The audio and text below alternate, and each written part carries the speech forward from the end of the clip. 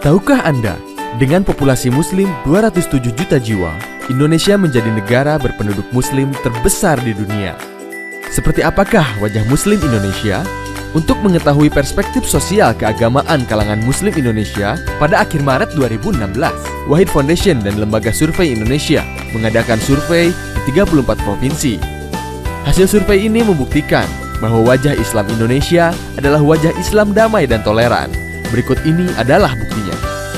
Mayoritas Muslim Indonesia sebanyak 72% menolak tindakan radikal yang menyertakan kekerasan atas nama agama. 88,37% percaya bahwa setiap warga negara bebas memeluk agama dan keyakinan sesuai pikiran atau kesadarannya.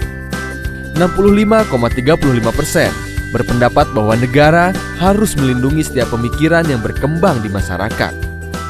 Dan lebih jauh lagi, dukungan kalangan Muslim Indonesia terhadap Pancasila dan nilai demokrasi ternyata luar biasa tinggi.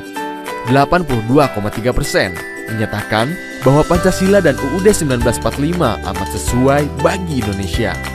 67,3% menyatakan mendukung nilai demokrasi.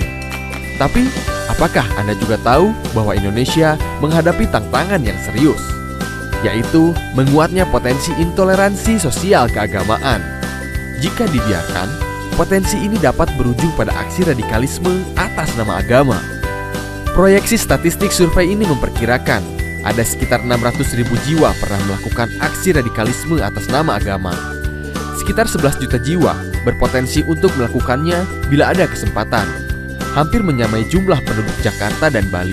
Aksi radikalisme ini mencakup pemberian dukungan dana atau materi kepada organisasi radikal, sampai dengan melakukan penyerangan terhadap rumah ibadah pemeluk agama lain. Ingat, ini angka potensial hasil proyeksi, bukan angka aktual.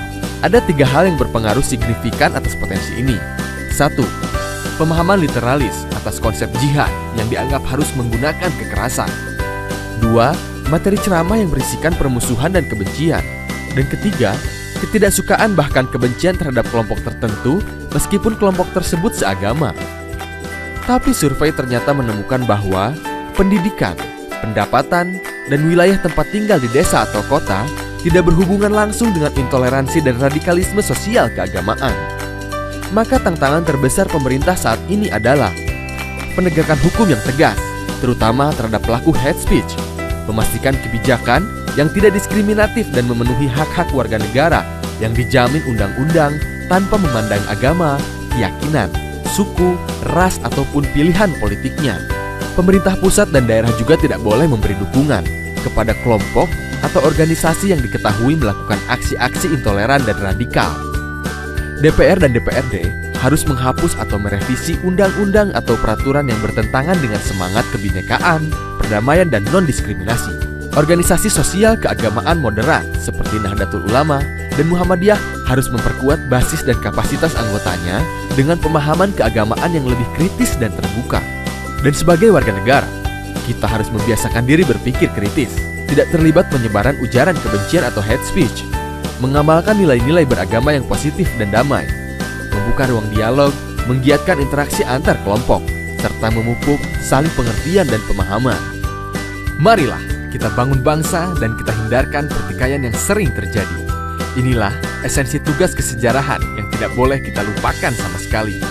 Karena Indonesia bukanlah milik sesuatu golongan, sesuatu agama, sesuatu suku, pun golongan adat istiadat tertentu, tapi milik kita semua, dari Sabang sampai Merauke.